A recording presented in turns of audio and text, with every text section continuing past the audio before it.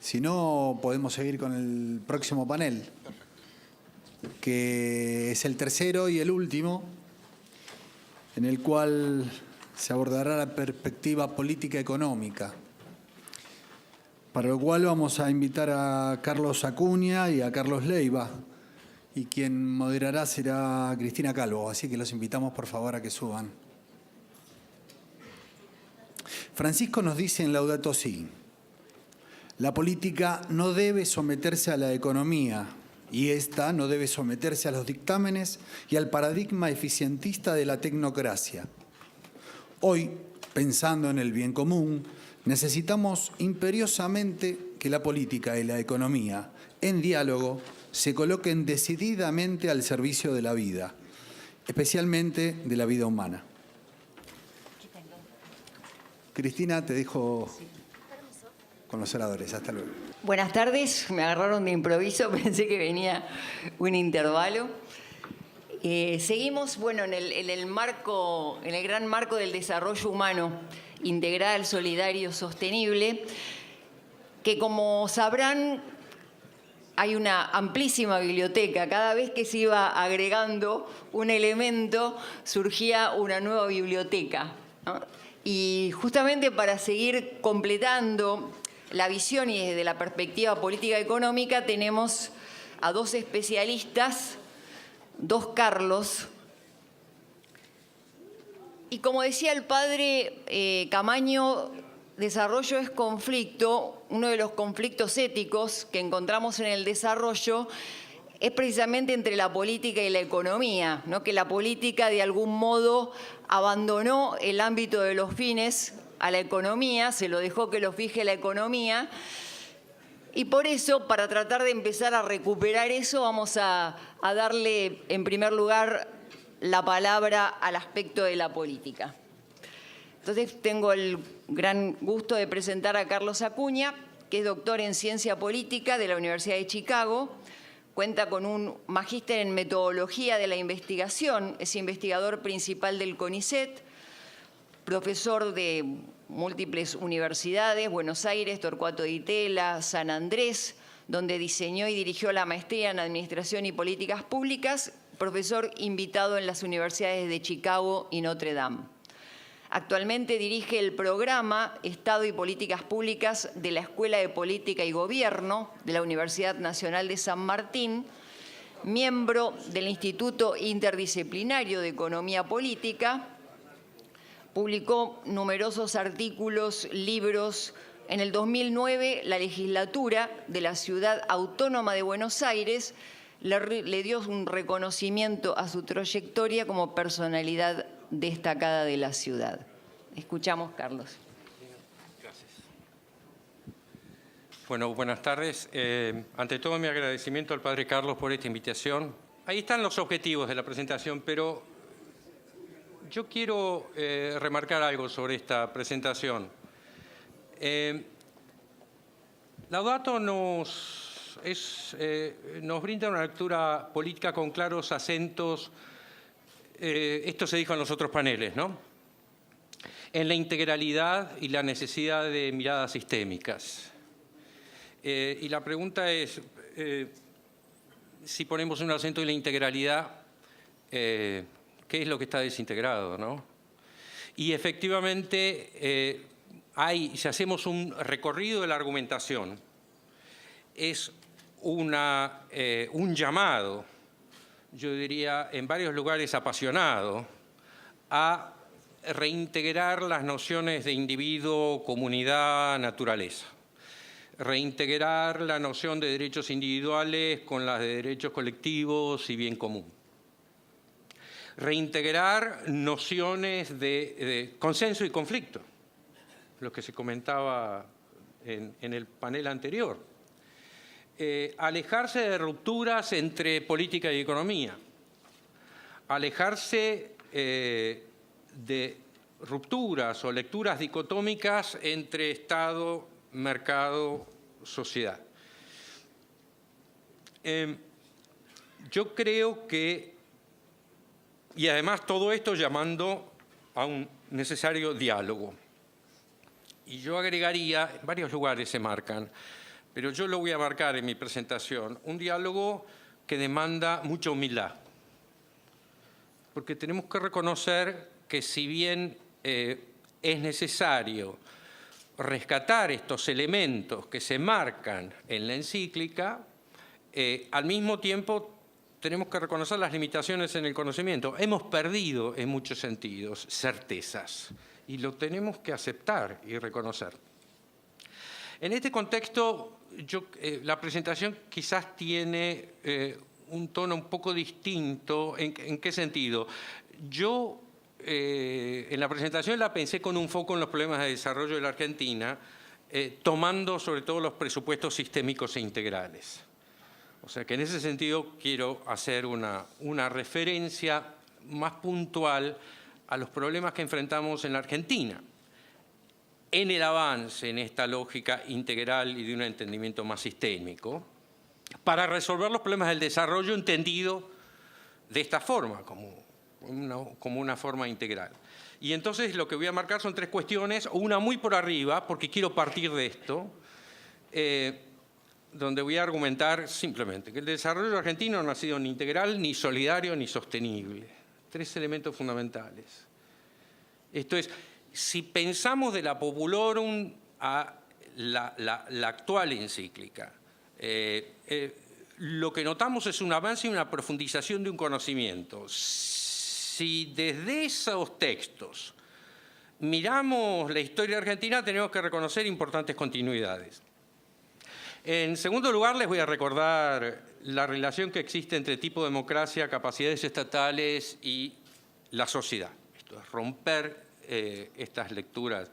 Y al final, me gustaría marcar 4 obstáculos que complicaron nuestro entendimiento sobre la centralidad del Estado y sus capacidades. La próxima, Filmina. La próxima. La anterior. La primera cuestión, el desarrollo argentino no ha sido ni integral ni solidario, les recuerdo datos conocidos.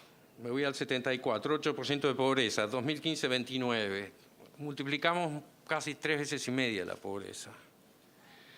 La desigualdad varió de 0,34.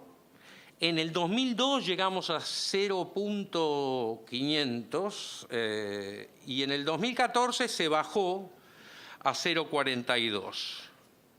Fin del 2014 estábamos en el 0,43. Esto quiere decir, cuanto más alto el número, mayor desigualdad. La informalidad en el 74, los datos oficiales daban el 10%, la CEPAL el 20%. En el 2015 alcanzamos el 34%. La distribución del ingreso en el 16, el 10% más rico gana 26 veces más que el 10% más pobre. El 20% de los hogares concentra el 50% de los ingresos. La próxima, Filmina. El desarrollo de Argentina no ha sido ni integral ni solidario. ¿Qué es esa curva? Esa curva es la tasa, generalmente se habla de la tasa de informalidad, la informalidad del mercado, y siempre se habla de la necesidad de diferenciar sectores, ¿no? Porque la informalidad en el campo es mayor que en la ciudad, la industria, ¿no? Los servicios me muestran una tasa de informalidad mayor a la que me muestra la industria. Esta es la tasa de informalidad en la industria. Es verdad que se llegó a un tope en el año 2003 y que después bajó dramáticamente, pero efectivamente en la industria hemos alcanzado una meseta alrededor del 28% de informalidad. La próxima, Filmina, también conocida. El desarrollo argentino tampoco ha sido sustentable, ¿no?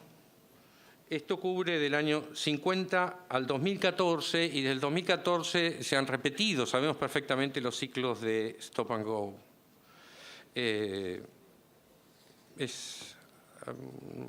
La sociedad argentina no ha podido sostener su desarrollo. La próxima, por favor. El desarrollo argentino no ha sido sustentable, este es simplemente la participación industrial en el PBI. Llega a un pico en 1974, después cae y en este momento está debajo del 18%. La próxima, Filmina. Acá estamos. Quería hacer esa introducción porque efectivamente tenía la intención de darle un significado sobre la relevancia que tiene la relevancia que nos muestra una noción de integralidad, solidaridad, sustentabilidad, y qué significa colocar el acento en esos elementos en un contexto como el de la Argentina. Y la verdad que significa un desafío mayúsculo, porque tenemos que ir confrontar con patrones históricos profundamente arraigados. Toda estrategia de desarrollo demanda horizontes largos, y más si el desarrollo es integral. Y si demanda horizontes largos, necesita relativo orden social y estabilidad institucional. Pero ¿qué es lo que nos muestra la historia? Y de esto también se habló en los paneles anteriores.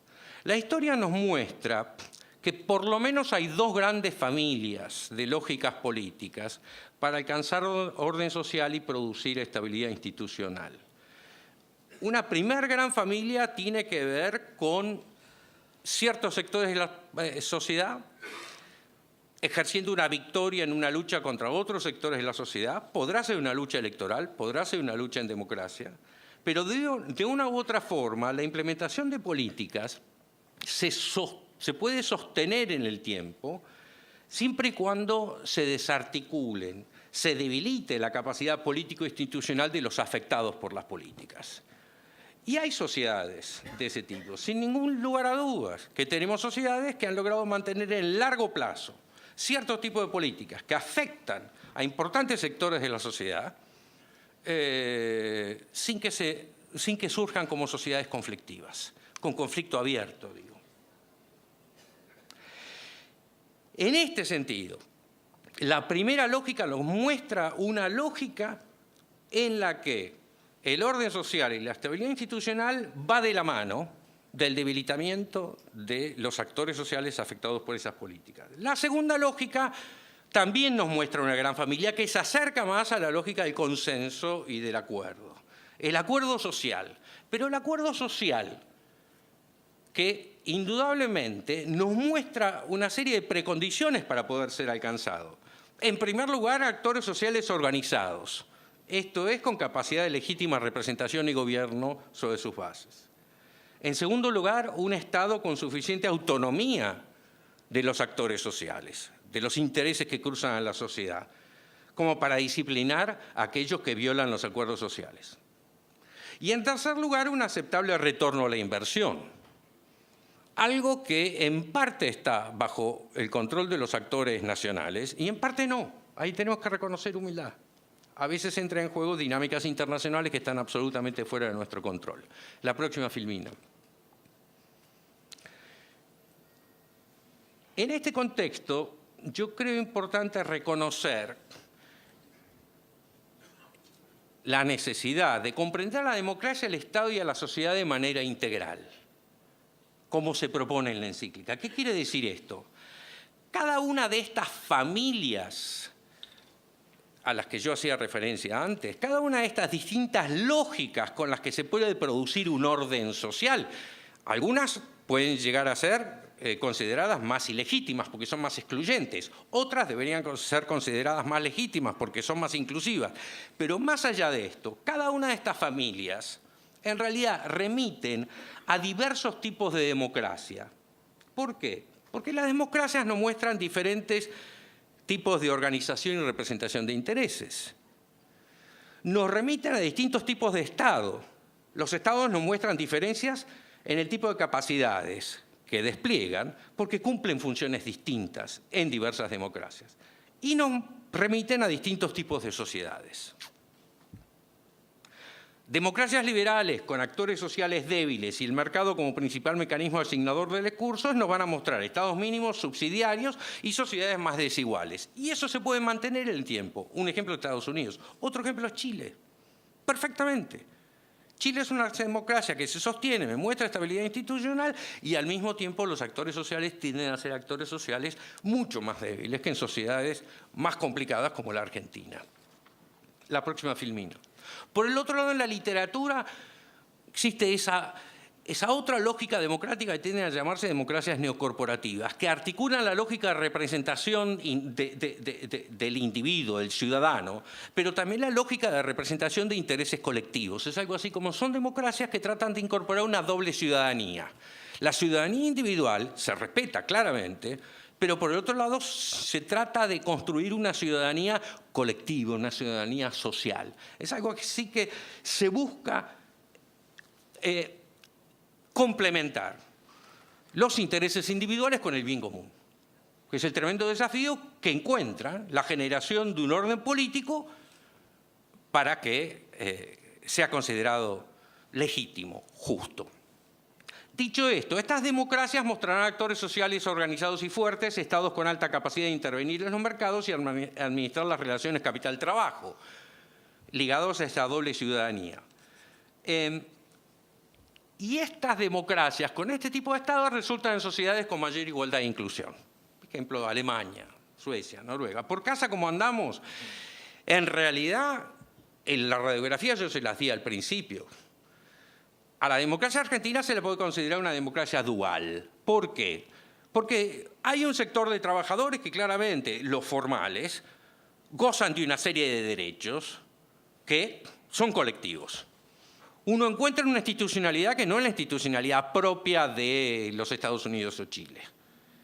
Por eso tantas veces escuchamos aquellas posturas que tratan de mostrar más pro negocios, ¿no? Argumentar Chile como un buen modelo a seguir. Es una sociedad amigable hacia los intereses empresarios, cosa que me parece perfecto, siempre y cuando se logre el equilibrio y una mirada integral. En la Argentina, aparte de esta inclusión de parte de los trabajadores en el plano de la institucionalidad, lo que tenemos es el corte con el sector informal, los sectores empobrecidos y por lo tanto tenemos tensiones entre sectores formales, informales y excluidos. Y eso lleva a un proceso de decadencia que es el que yo mostraba al principio. La próxima. El problema que enfrentamos es que en democracias duales, las democracias duales se enfrentan los problemas del desarrollo económico simultáneamente con los de desarrollo humano y social, los de integración y cohesión social. Si esto es enfrentado en todas las sociedades, particularmente en el caso de la Argentina, esta problemática, esta articulación constituye un desafío de tremenda intensidad. Los paraqués de las capacidades estatales son más numerosos y complejos. En este contexto es el que yo quiero marcar 4 problemas que enfrenta el reconocimiento y el entendimiento de la relevancia del papel estatal. Perfecto. La próxima. Los primeros 3 problemas los comento por arriba y le voy a dedicar un poquito más de tiempo al cuarto. En primer lugar, existe un insuficiente reconocimiento del valor estratégico de la organización estatal y la gestión pública. Una tensión, de nuevo, entre gestión y política. Un quiebre en estas nociones. ¿Por qué? ¿A qué me refiero? Generalmente existe un entendimiento que sugiere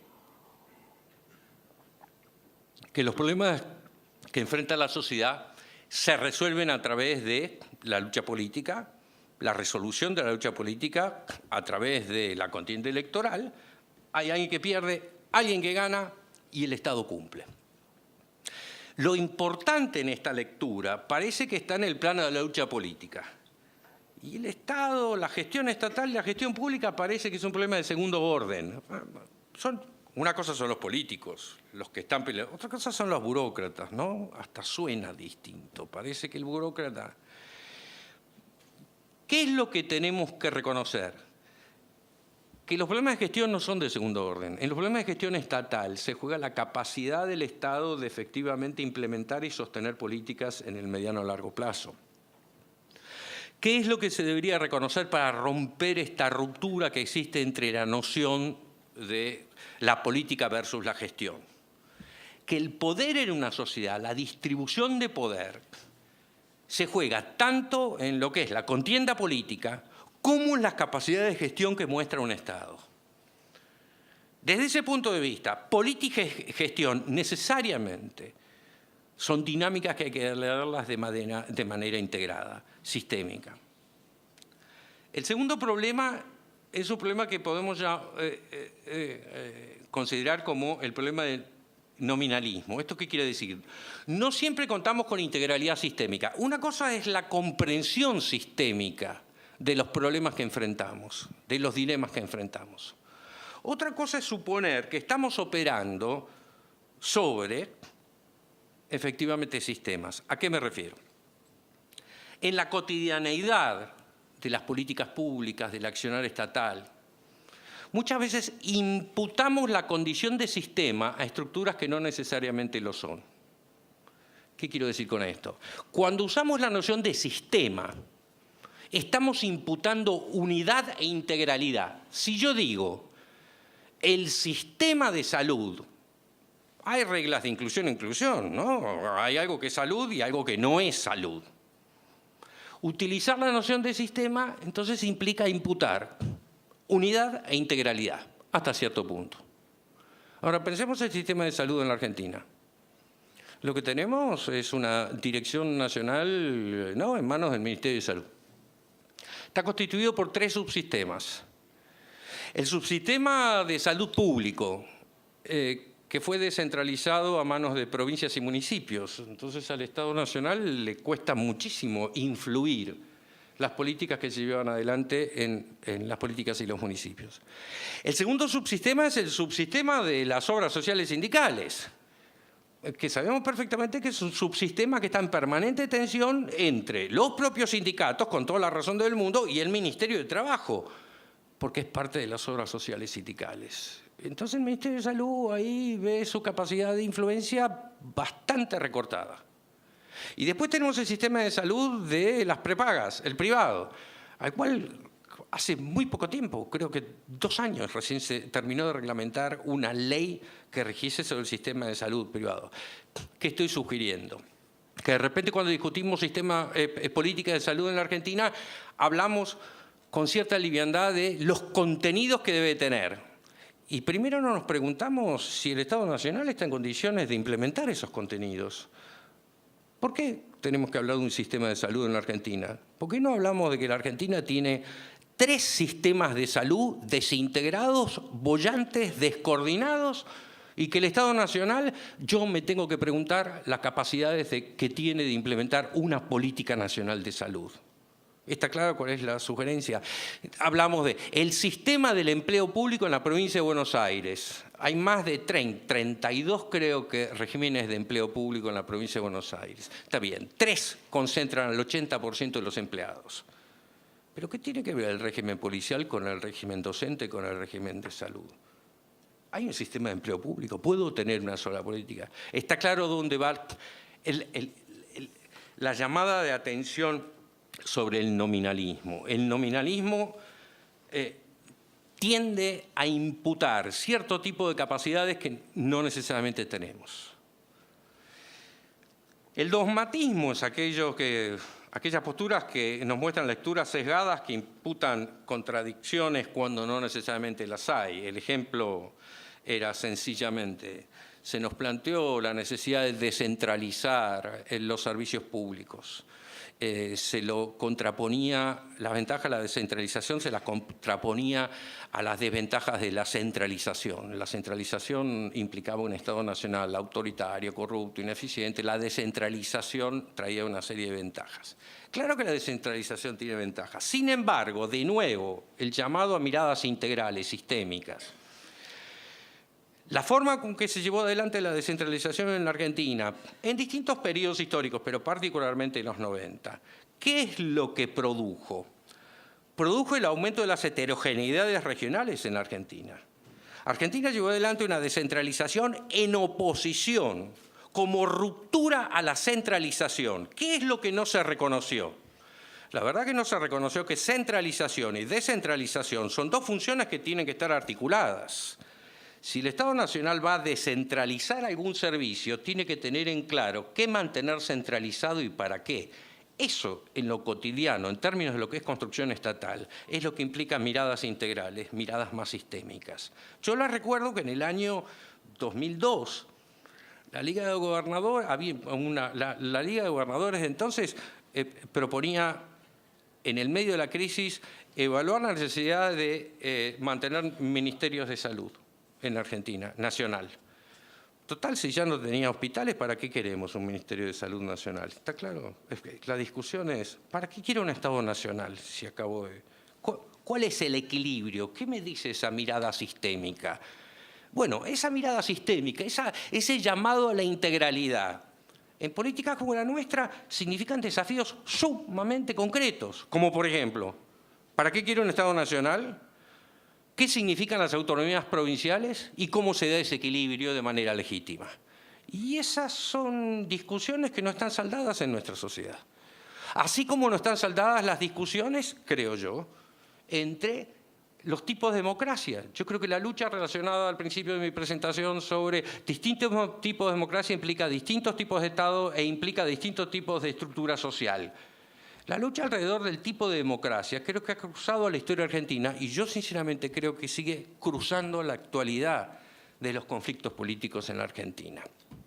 Nosotros queremos democracias con actores sociales fuertes que lleven acuerdos con el Estado y los empresarios, o queremos democracias más liberales, individualistas, en donde el orden social y la estabilidad institucional se logra a partir de la exclusión de importantes intereses.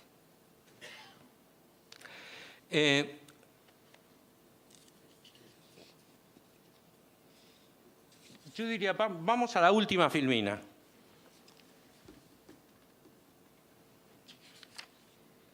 Comentarios de cierre.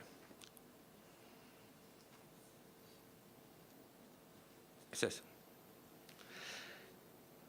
Las condiciones para la construcción de una sociedad más justa y con capacidad de un desarrollo humano integral, solidario y sostenible son múltiples. Y debemos reconocer con cierta humildad que algunas están fuera de nuestro control.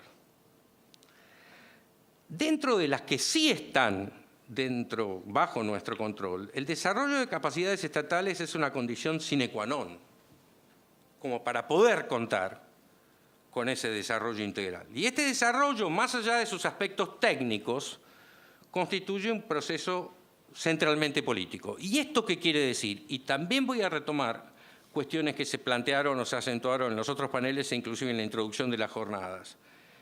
Cuando decimos que constituye un proceso centralmente político, decimos fundamentalmente dos cuestiones. En primer lugar, que afecta intereses. Necesariamente va a afectar intereses. Entonces, el desarrollo de esas capacidades absolutamente inevitables, sine qua non, para alcanzar procesos de desarrollo integral, solidario y sustentable, tenemos que esperar que enfrente resistencias. No hay forma de que no enfrente resistencias. En ese proceso de construcción, en ese proceso de generación de consensos y acuerdos, necesariamente ese proceso va a ir articulado con conflicto. No puede no ir articulado con conflicto. La segunda cuestión es que este proceso demanda la construcción de acuerdos amplios, con mayor humildad y diálogo de los que han caracterizado a la política argentina hasta el presente. Bueno, gracias por la paciencia y hasta acá lo que quería plantear.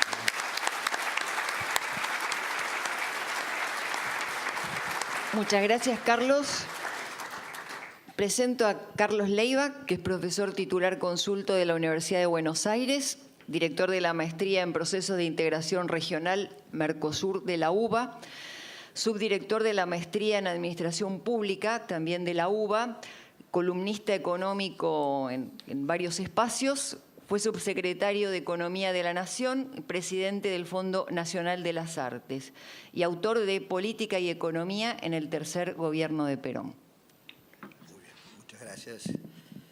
Bueno, agradecemos al padre Carlos la invitación y yo le agradezco a Carlos Acuña su extraordinaria conferencia, que creo que ha sido para todos un bocado enorme, pero nos faltó un montón de lo que te quedaste para no darnos, así que públicamente pido que me lo des. Realmente muy estimulante y me parece abarcativo del tema que él ha tratado de enfocar. Y solo me queda a mí rescatar de la Laudato Si lo que a mí me parece que ensambla con lo que ha hecho como análisis de la Argentina Carlos Acuña, que es el contenido pedagógico de la Laudato Si. Porque en ese documento, que por supuesto no es,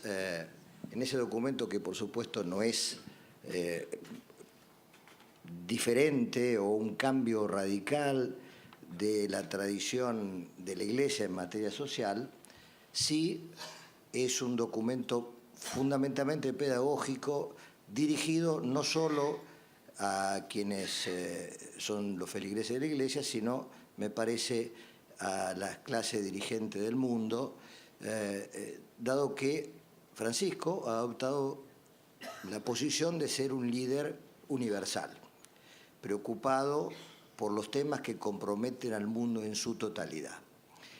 Y, por cierto, tiene una lectura para aterrizar hacia nuestra Argentina, parte de la cual me ha suscitado, por supuesto, la conferencia de Carlos Acuña, que le he escuchado con absoluto interés, descubriendo cosas que no conocía y mirando otras que me recuerdan cosas vividas. Ustedes saben que normalmente en la Argentina todos los académicos, los economistas, en estos años han ido recuperando un año particular, casi diría un año icónico, que es 1974, no porque sí, sino porque justamente ese año es el punto final de un largo proceso que, con sin duda oscilaciones, marcó una etapa de crecimiento de 30 años sostenidos desde 1945 hasta 1975. Cuando Perón llega a la Argentina en esos años, todos lo recordarán, los que tienen canas, otros lo habrán leído, dijo, ante la pregunta si hay conservadores, radicales, socialistas, y le preguntan, pero usted no menciona a los peronistas, y Perón dice, es que peronistas son todos. En realidad, lo que parecía una broma, estaba describiendo, me parece, un hecho muy importante que tiene que ver con la presentación de Carlos, que a pesar de los diferentes gobiernos, que incluye gobiernos militares, en la Argentina existía un consenso sobre el funcionamiento de lo que en aquellos tiempos se llamaba el estado de bienestar. Nadie, después del periodo de Perón, y aparte sirve para recordar que muchas veces los analistas en los últimos tiempos han dicho que ningún gobierno no peronista terminó su ciclo. Quiero aclarar que el gobierno de Perón Juan Domingo, fue interrumpido por un golpe militar, y el gobierno de Isabel Martínez también fue interrumpido por un golpe militar. Bueno.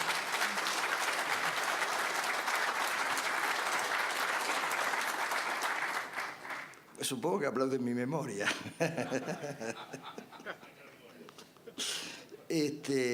Bien, digo esto porque esos 30 años, con sus más y con sus menos, conforman un consenso en la Argentina. Se tenía claro cuál era la idea de la necesidad del desarrollo industrial, se tenía clarísimo que el pleno empleo era un objetivo, y también que con sus más y con sus menos, el salario no podía ser afectado de una manera definitiva. Y cuando ocurrió, alguna vez rápidamente hubo una reacción de cambio, aún dentro de los mismos gobiernos. Esto no quiere decir que haya sido todo igual, pero sí que había instalado un consenso que, paradójicamente, se manifestó hacia el final en forma escrita, discutida y organizada, antes de los pactos de la Moncloa, que muchos dirigentes peronistas citan como una novedad, en el año 71-72, en que todos los partidos políticos democráticos de la Argentina, la CGT, que efectivamente, como dice Carlos, en aquellos años representaba realmente a la mayor parte de la clase trabajadora, y muchos empresarios argentinos conformaron un acuerdo que no fue simplemente una declaración, sino que detalló prácticamente lo que fueron las 20 leyes que luego, y restablecida la democracia, votó por unanimidad el Parlamento. No puedo decir que fue todo exitoso, lo que digo que fue un acuerdo, un consenso muy profundo, detallado y compartido. Consenso que reflejaba el estado de las ideas general del periodo, no era una novedad. Por supuesto, había sectores muy críticos, inclusive armados en la crítica, y un gobierno militar. Pero esas ideas dominantes, sólidas, finalmente crearon las condiciones para desplazarlo. El Estado que se había construido previamente era de tal calidad, a pesar de ser un Estado que estaba en manos de la dictadura, que el gobierno de Cámpora y de General Perón, posteriormente, no cambiaron un solo director nacional. La burocracia de entonces siguió en agua y energía, en gas del Estado, en YPF, en aerolíneas, porque realmente eran burócratas de carrera que no habían sido designados por ser simpatizantes del régimen de Onganía o de Lanusse, o de Ilia o quien fuera. Había una tradición en que el Estado era un ente propio, una burocracia respetable, con mucha formación. Y la clase política que dirigía el Estado estaba tan segura de sus ideas que no necesitaba llenarse de gente de confianza. Le bastaba tener ideas claras para que los empleados, los funcionarios, las hicieran cumplir en el acto. Marco esto porque algo pasó después de entonces. Podemos discutir qué pasó, si fueron los errores, lo que fuera. Lo cierto es que a partir de ahí la Argentina entró en un estadio decadente. Yo voy a dar dos cifras que para mí lo identifican claramente, que tienen que ver con la presentación de Carlos.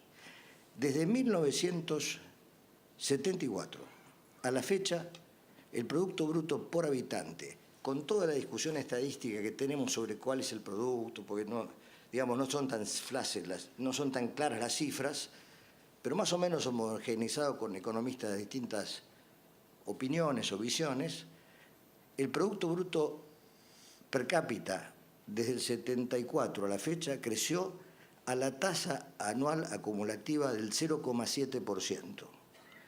Eso significa que a esa velocidad el PBI per cápita se duplica en 100 años. Es decir, si seguimos con la velocidad de los últimos 40, yo ya no voy a estar, pero mi hijo va a tener, no sé quién serán, mi tartaranieto tendrá el doble de PBI que yo dentro de 100 años. Eso es demoledor, para dar la idea de cuál es el estado del resultado de la productividad media de la economía argentina. Pero hay algo peor. De aquella fecha, 74 a la fecha, el número de pobres se incrementó, el número de pobres, no la tasa, el número de pobres, medido con todas las limitaciones que dan los indicadores que podemos manejar, pero lo que generalmente todos aceptamos, creció a la tasa del 7,5% anual acumulativo. Para tenerlo claro, si la economía hubiera crecido como creció el número de pobres, la Argentina sería un país súper desarrollado. Y si los pobres hubieran crecido a la tasa que creció la economía, la Argentina sería un país muy justo. No somos ni cerrados ni justos.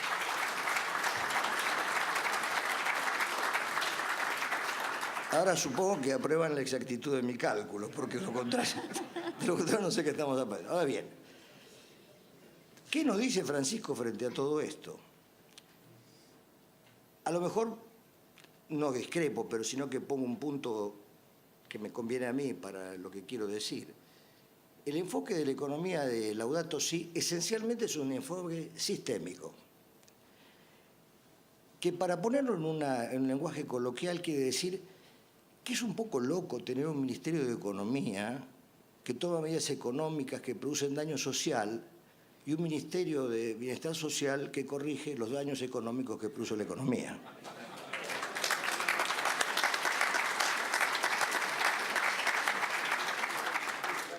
Lo sistémico en este caso es que la economía, en función de lo que las ideas del Estado para desarrollar las fuerzas productivas de la sociedad, debe partir de una mesa en la que lamentablemente no tenemos que estar solo los economistas, sino que necesitamos tener las visiones de todas las cosas que se van a poner en juego.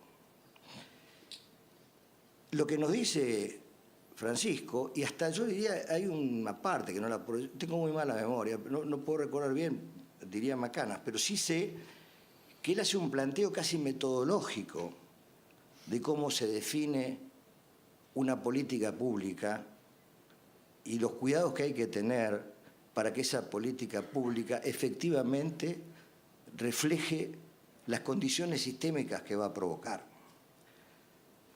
Esto que digo me suscita una idea tonta, que es la que yo llamaría el progreso incompleto. El progreso incompleto, hay una manera muy linda de justificarla ahora en tiempos de telefonía e internet, con el cambio del teléfono analógico, quizás no me equivoco de las palabras, al teléfono digital. Con el teléfono analógico celular, que era un ladrillo grande, yo en San Luis, a 1.400 metros de altura, subí una piedra, me podía comunicar con Buenos Aires. Pero vino el progreso, sin las antenas. Y con el teléfono digital tenemos que hacer 80 kilómetros para poder hablar.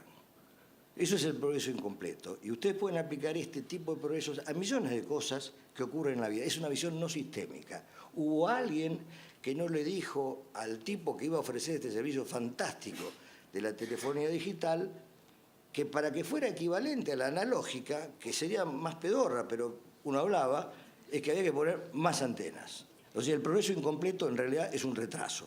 Y eso pasa muchas veces a lo largo de la vida, en la vida familiar también.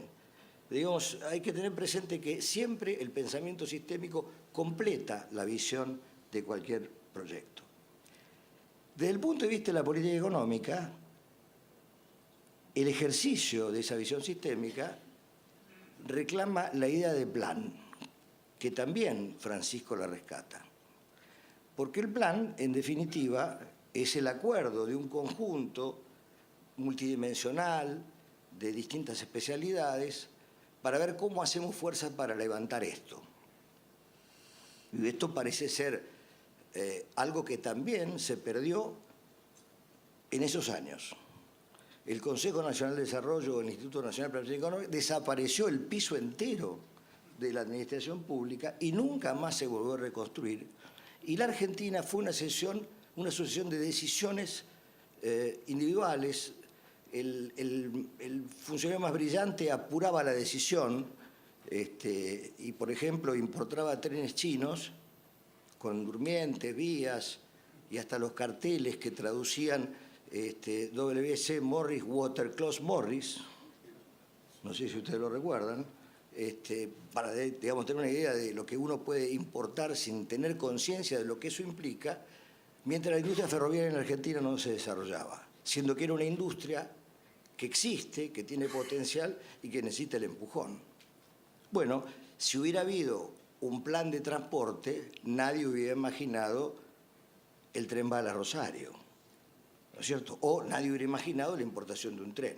Y así millones de cosas, por ausencia de una visión planificada que es la manifestación de la política en términos del concepto de sistema.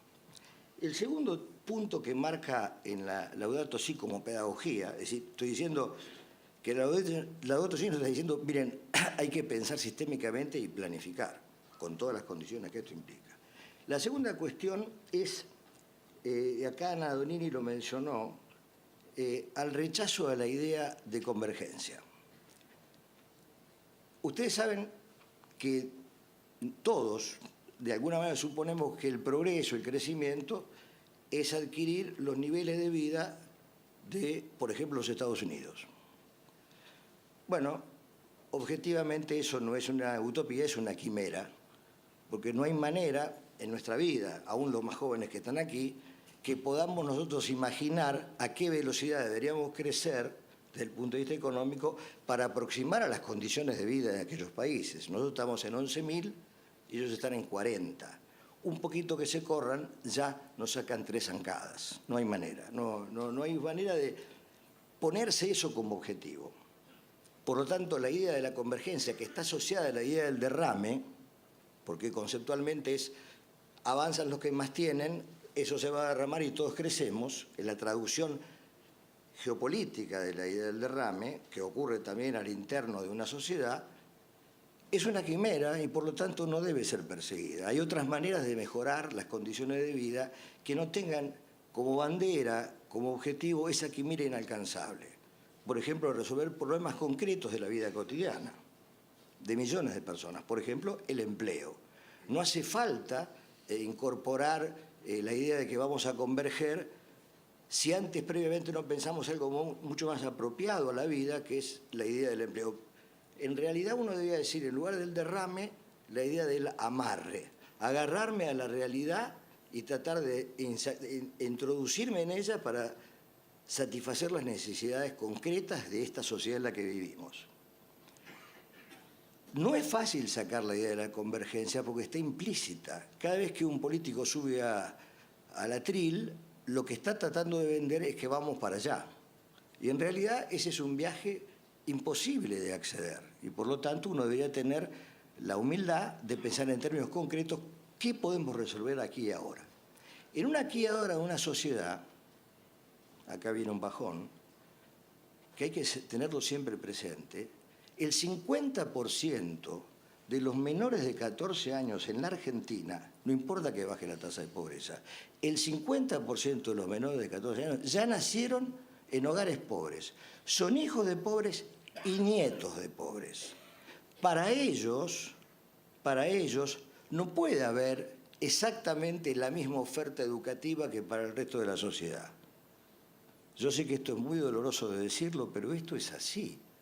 Y no tenemos conciencia que no se trata de tener una revolución educativa del siglo XXI cuando tenemos el 50% de la población a educar instalada en el siglo XIX.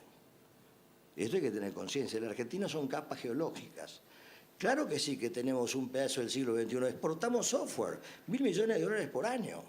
Pero tenemos el 50% de los menores de 14 en esa condición. Entonces, desde una visión sistémica, la Argentina necesita planes que adecúen el pensamiento colectivo a las realidades objetivas de la sociedad en la que vivimos.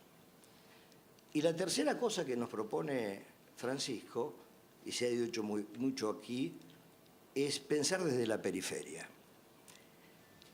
La primera persona que yo le escuché decir eso, que lo leí, fue a Celso Furtado, un gran economista brasilero, que se trasladó al interno de Brasil, con el Sudene, para pensar Brasil desde el interior. El interior pensado como periferia. No es lo mismo, aunque parezca mentira, pensar la Argentina desde su interior que pensarla desde una oficina en el 8º piso del centro de la ciudad de Buenos Aires. No porque la gente sea mala, sino porque la impresión cotidiana determina la realidad que uno vive. Nosotros tenemos una ciudad que puede estar en los 22, 23 mil dólares por habitante por año. Y tenemos provincias que están debajo de 1.200, 1.500 dólares por habitante por año. ¿Cómo podemos pensar una sola medida para una sociedad tan distinta? Es muy difícil. ¿Cómo va a estar bien gastar 150 millones de dólares en rectificar la avenida Ilia para hacer un parque temático para la Villa 31 si con 150 millones de dólares yo cambio la vida de la mitad del Chaco? No es lo mismo.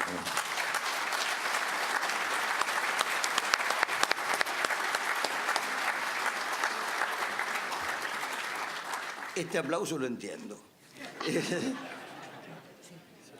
La realidad, entonces, es que lo que nos propone Francisco, pedagógicamente, de verdad, es una estupenda lección. Pensar la economía sistémicamente, con planes, rechazar la idea de la convergencia, no porque no sea deliciosa, sino porque es una quimera, y la quimera está cerca de la locura. Tener una utopía razonable para una sociedad que debe crecer y, sobre todo, tratar de pensar nuestro desarrollo desde todas las periferias.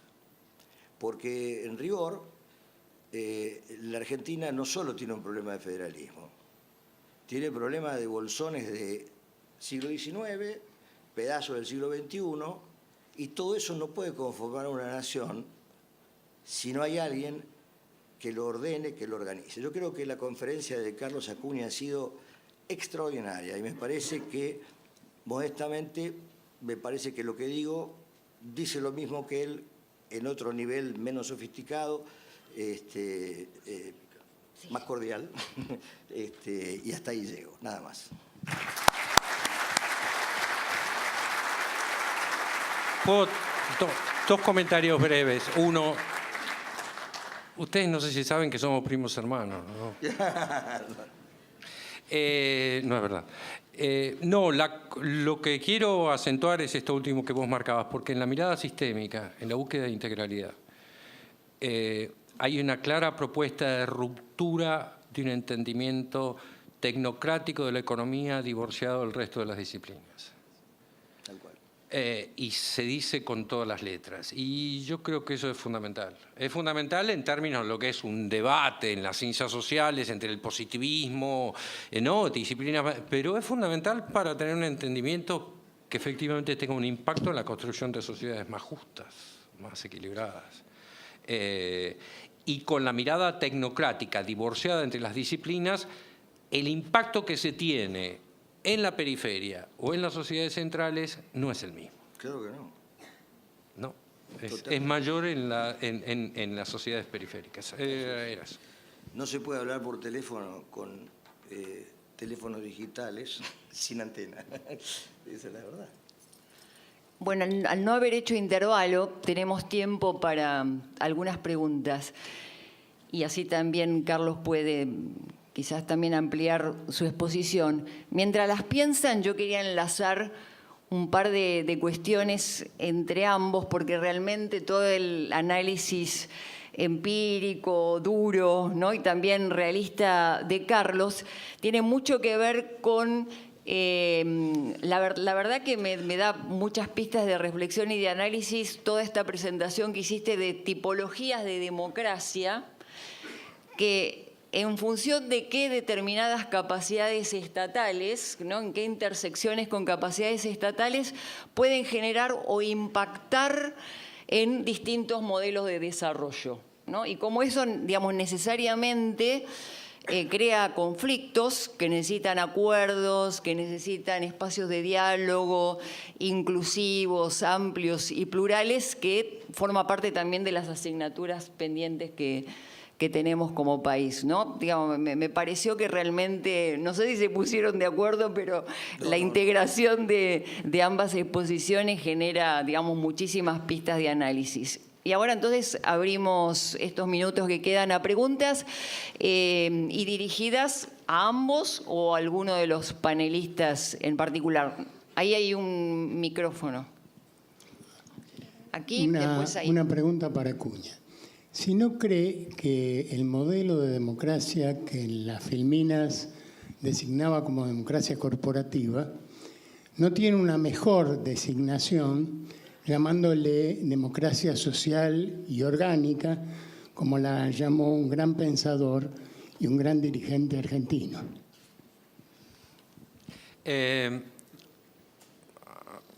A ver, yo reconozco que todo lo que se califique de corporativo no tiende a generar un debate, ¿no?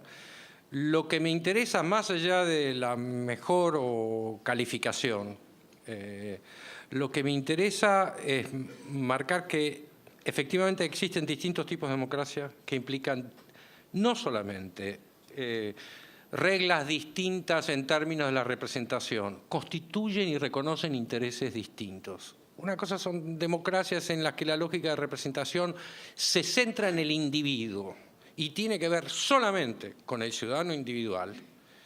Y entonces actores sociales fuertes, organizados, son percibidos como peligrosos para la democracia. Eso es lo que, cuando yo decía, el tipo de democracia creo que está en el centro de gran parte de los conflictos políticos en la Argentina. Y yo diría desde hace, no desde los 50, yo argumentaría desde el momento que se abre la democracia, ¿no? Entonces, el tipo de democracia no solamente me va a hablar de distintos tipos de actores, sino que necesariamente me va a hablar de un distinto tipo de Estado que cumple funciones distintas y va a tener un impacto distinto en la sociedad. Ese tipo de familias a mí me interesaba marcar.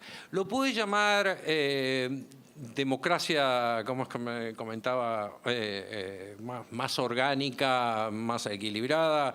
En Italia le gustan llamarlo las democracias liberales, democracias pluralistas, y a las democracias no corporativas, como en Italia no puede decir la palabra corporativo, porque te tiran por la ventana, entonces lo llaman democracias que son pluralistas organizadas.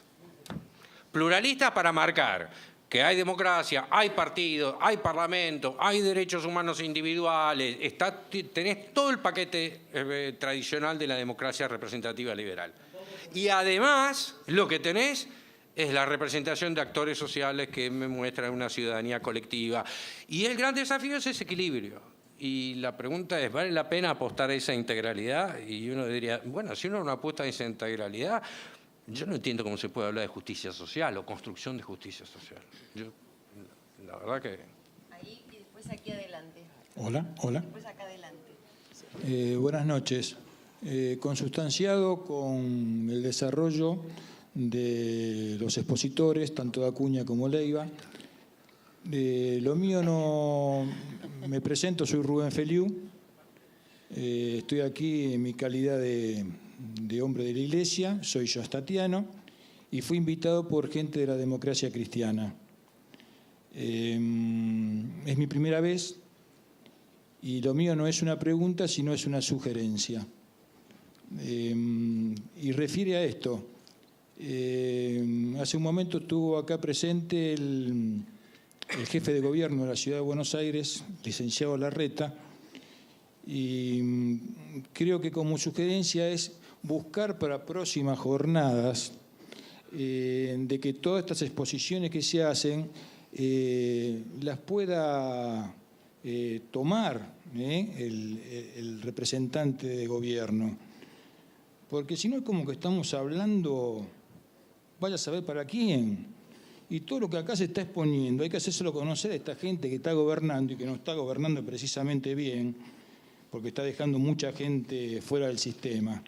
Entonces, todo esto que acaban de decir ustedes, los expositores, creo que sería bueno que se lo hagamos saber, que se lo hagamos conocer a los gobernantes. Entonces, buscar la manera de que estos gobernantes que sean invitados en próximas jornadas puedan participar y ser oídos de lo que ustedes exponen.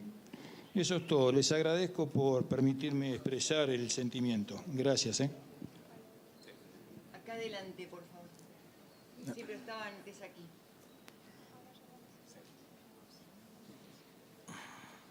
Muchas gracias. Hola. Realmente es la primera vez que escucho el planteo de algo que en determinados niveles discutimos mucho, que es la falta de políticas sanitarias en virtud de la fragmentación absoluta que hay en el sistema sanitario argentino, que Acuña desarrolló con una claridad total. Y esto que implica además que en la Argentina se gasta enormes cantidades adicionales de dinero por la fragmentación del sistema. Y en definitiva, para mucha gente no existe salud pública. Entonces me gustaría una reflexión sobre cuáles son los elementos que han impedido hasta ahora encontrar fórmulas para poder realizar una integración efectiva en el sistema de salud. Un comentario muy breve. El comentario que yo haría, uno lo puede aplicar a salud, luego puede aplicar a varias otras políticas, ¿no? Porque yo creo que lo dramático de esta parte del debate es que se está hablando de por qué el Estado Nacional no cuenta con capacidades como para implementar políticas nacionales y puntos suspensivos. Cuando decimos políticas nacionales son aquellas políticas que aseguran un piso de realización de derechos a todos los habitantes de la nación. Y cuando decimos que el Estado Nacional no cuenta con esas capacidades, no solamente estamos diciendo que quizás hay sectores que tenemos que ser más humildes y reconocer que no tenemos capacidad de contar con políticas nacionales. Hacemos lo que podemos. Eso es una cuestión. Pero la otra cuestión es que en el contexto posterior a la descentralización y heterogeneidad que se dio entre las diversas regiones, lo que estamos diciendo es que la nación ha perdido integridad. La nación ha perdido consistencia sistémica. Ahora, ¿cuáles son las principales razones? Yo diría, sin lugar a dudas, yo pondría un acento importantísimo en comprender los problemas y desafíos específicos que nos plantea el Estado. Por su relación con la economía, por su relación con los mercados, por su relación con la sociedad, en un contexto donde el poder está distribuido heterogéneamente, calificalo como quieras.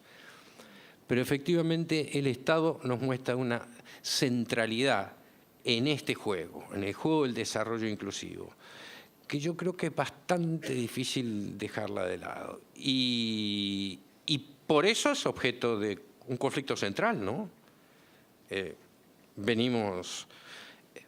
Si es consistente lo que yo argumentaba antes, y la pelea es importante en la historia argentina con respecto al tipo de democracia, el tipo de Estado también está en el corazón de ese conflicto.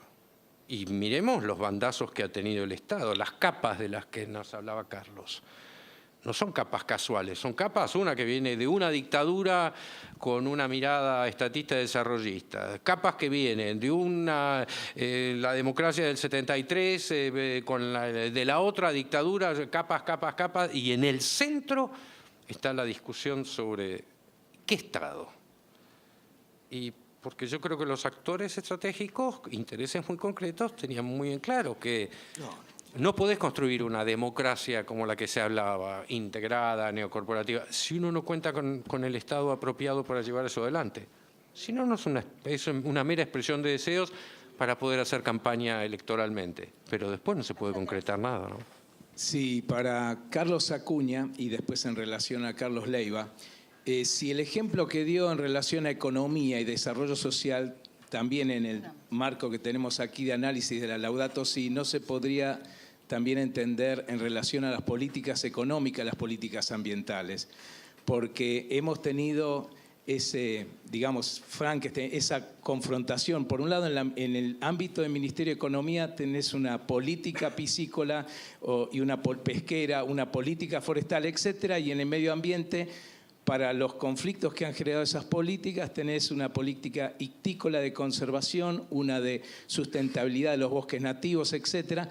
Una se ha encargado de realmente deforestar y destruir una gran cantidad de recursos naturales y recursos vivos, y la otra la trata de recuperar. Ha sido una alienación total a lo largo de nuestra historia las políticas económicas con respecto a las políticas ambientales. Además de no tener indicadores para medir justamente una falta de política ambiental o de la degradación que hubo. Y en relación al concepto de periferia, justamente no podemos hablar de un desarrollo del interior si todavía existe una ley de coparticipación muy vieja que no está resuelto, no existen realmente negociaciones para crear otro tipo de forma de coparticipación, existe cierto clientelismo todavía político en relación a una mirada de a dónde se ponen las inversiones del Estado Nacional en las provincias, no existe una mirada solidaria totalmente a dónde se necesitan las inversiones en función de la pobreza y el desarrollo regional, ¿no?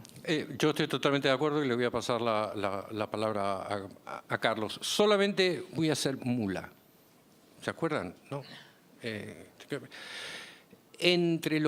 Voy a hacer una confesión. Entre las cosas que quedaron sobre problemas que enfrenta el Estado, yo tenía un comentario sobre el problema de la coordinación. Pero marcando que generalmente cuando se discute el problema que enfrentan las áreas del Estado para coordinar, se coloca un acento fuerte en el problema de la eficiencia, ¿correcto? Si vos no tenés las áreas coordinadas, lo que tenés es superposición, mal gasto de recursos. Pues yo digo, los temas de eficiencia son importantes, pero hay otra cosa en juego en la coordinación entre áreas. Vos tenés muchos problemas que enfrenta el Estado que tienen una multicausalidad. Pobreza. Mortalidad infantil. Y entonces lo que vos tenés es, encara, economía trabaja por su cuenta, desarrollo social por su cuenta, educación por su cuenta, salud por su cuenta, tratan de coordinar algo, tratan de hacer algo. En esa coordinación lo que se juega es la capacidad de construir miradas integrales. Y estoy totalmente de acuerdo, y juro que estaba en una de las filminas, que no podés tener esa coordinación que apunte a la construcción de miradas integrales sin una noción de planificación. No será la planificación de los 50 y los 60, donde se suponía que el planificador era Superman, Puchito campeón, las conocía todas y no. Hoy sabemos que tenés información incompleta y que la realidad se mueve y se te va y te equivocás. No es esa, pero no importa, es una mirada de mediano largo sin la cual no se pueden construir instituciones que coordinen. No podés construir instituciones que coordinen lo suficiente, no tenés la mirada integral. No tenés la mirada integral, no tenés aproximación sistémica. No tenés aproximación sistémica, cada uno por su cuenta. Hay una lógica. Yo agregaría lo que dice Carlos, y que es la respuesta a quien hizo la pregunta, que hay una frase de Ricoeur, el filósofo, que dice que el plan es ética en acción. La recuperación de una ética de la política implica que la política tiene que recuperar la capacidad de formular propuestas que son planes y programas. Y el Estado instrumentarlos con toda la flexibilidad del presente, pero con las líneas duras de desarrollo que tienen que ser tosudas. Miren, nosotros hoy, y está mal que lo diga, pero lo tengo que decir, tenemos electricidad, entre otras cosas, porque se hizo Yacyretá. Y Yacyretá se hizo pensando que iba a tardar 8 años en terminarse. Obviamente, el que lo hizo era un estadista. Y un Instituto Nacional de Planificación Económica que sustituyó al CONADE, que pensó la política energética de la Argentina en función del desarrollo de la Argentina y las relaciones con los países vecinos. De la misma manera, la caja en dólares de la Argentina depende de la soja. Y fíjese también, unos tipos que tienen un Instituto Nacional de Planificación Económica pensaron que algo que había que hacer en los lugares donde todavía había cultivos de muy poco valor, con una capacidad agronómica para un producto que se llamaba la soja. Entonces se trajo un avión de Estados Unidos, la Fuerza Aérea, con semillas de soja, se hizo el plan soja, se pagaba por la soja que se vendía más de lo que era el precio de mercado, se completaba el viaje para no castigar el flete, y gracias a esa tarea de una planificación que se adelantó muchos años al éxito del precio internacional, la Argentina hoy tiene una caja en dólares, porque hubo unos tipos que pensaron a largo plazo, como de largo plazo fue el pensamiento de la industria automotriz, sin la cual, sin el Estado no la habría, o si ustedes quieren, la industria del aluminio o la del acero, y puedo hacer la lista de todo lo que ha tenido el éxito en la Argentina desde el punto de vista de la competitividad internacional. Miren ustedes, es producto de la planificación y del pensamiento estatal. Por supuesto, de gente preocupada en una visión del futuro y con una idea de bien común y con una visión ética. Cuando los países no tienen plan y todo está al socaire de la ocurrencia del piola que gobierna, los negocios se convierten en una fuente de corrupción espantosa. Entonces, creo que el plan es ética en acción. Bueno, muchas gracias a los Carlos, muchas gracias también a ustedes por la participación y seguimos con el programa. Gracias a los expositores.